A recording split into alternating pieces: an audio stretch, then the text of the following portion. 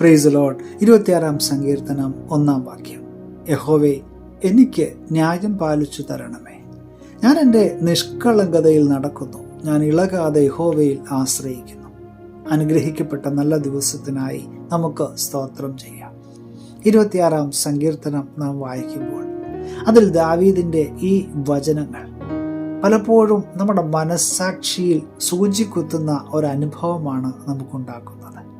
അതിലെ ഓരോ വചനങ്ങളും നമ്മുടെ നേരെ വിരൽ ചൂണ്ടുന്നതായിട്ട് നമുക്ക് മനസ്സിലാക്കുവാൻ കഴിയും. 26-ാം സങ്കീർത്തനത്തിൻ്റെ 1-ാമത്തെ വാക്യം പതുക്കെ ഒന്ന് വായിക്കുമ്പോൾ, യഹോവേ, എനിക്ക് ന്യായം പാലിച്ച് തരണമേ.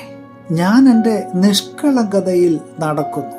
ഞാൻ ഇളകാതെ യഹോവയിൽ ആശ്രയിക്കുന്നു. Praise the Lord.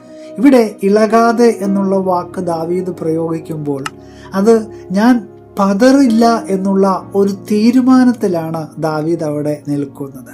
എൻ്റെ ജീവിതത്തിൽ ഇനി എന്ത് സംഭവിച്ചാലും, എന്നെ ആരൊക്കെ ഇല്ലായ്മപ്പെടുത്തുവാനായിട്ട് ശ്രമിച്ചാലും, ആരൊക്കെ എന്നെ ഉപദ്രവിക്കുവാൻ ശ്രമിച്ചാലും ഞാൻ പതറാതെ എൻ്റെ ദൈവത്തിൻ്റെ സന്നിധിയിൽ ഞാൻ ആശ്രയം പ്രാപിക്കുമെന്നുള്ള, എൻ്റെ ദൈവത്തിൻ്റെ സന്നിധിയോട് ചേർന്ന് നിന്നുകൊണ്ട് എൻ്റെ ദൈവത്തെ ഞാൻ ആരാധിക്കുമെന്ന് ദാവീദ് ഇവിടെ തുറന്ന് പറയുകയാണ്. ഇത്ര ആത്മവിശ്വാസത്തോടെ ദാവീദിന് എങ്ങനെ പറയുവാൻ കഴിയുന്നു? അത് ഈ സങ്കീർത്തനത്തിലെ ഓരോ വചനങ്ങളും നാം വായിക്കുമ്പോൾ നമുക്കത് മനസ്സിലാക്കുവാനായിട്ട് കഴിയും. നമുക്കും ഇപ്രകാരം തന്നെ ദൈവസന്നിധിയിൽ പ്രാർത്ഥിക്കാം. എൻ്റെ ദൈവമേ, എൻ്റെ ഭാരങ്ങൾ ഇറക്കി വയ്ക്കുവാൻ എൻ്റെ തമ്പുരാൻ്റെ സന്നിധി അല്ലാതെ എനിക്ക് ഒന്നുമില്ല കർത്താവേ. അതുകൊണ്ട് ഞാൻ എന്നെ തന്നെ നിൻ്റെ കരങ്ങളിലേക്ക് സമർപ്പിക്കുകയാണ്. എൻ്റെ ഉള്ളിൽ നീറുന്ന വേദനകളുണ്ട്, മറ്റാരോടും പറയുവാൻ പറ്റാത്ത ചില വേദനകളുണ്ട്. നിൻ്റെ സന്നിധിയിൽ ഞാൻ ഇറക്കി വയ്ക്കുന്നു. എനിക്കതിനൊരു മറുപടി വേണം, എനിക്കൊരു വിടുതൽ വേണം കർത്താവേ എന്ന് ആത്മാർത്ഥമായി നമുക്ക് പ്രാർത്ഥിക്കുവാൻ കഴിയുമെങ്കിൽ നമ്മുടെ പ്രാർത്ഥനകളെ മാനിക്കുന്ന ഒരു ദൈവമുണ്ട്, നമ്മുടെ കണ്ണുനീരിനെ മാനിക്കുന്ന ഒരു ദൈവമുണ്ട്.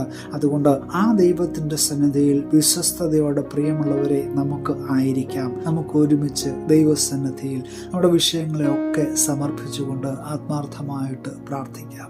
ഈ പുതിയ ദിനവും അനുഗ്രഹത്തിൻ്റെ നല്ല ദിനമായി തീരട്ടെ എന്ന് പ്രാർത്ഥിക്കുകയാണ്. Have A blessed day.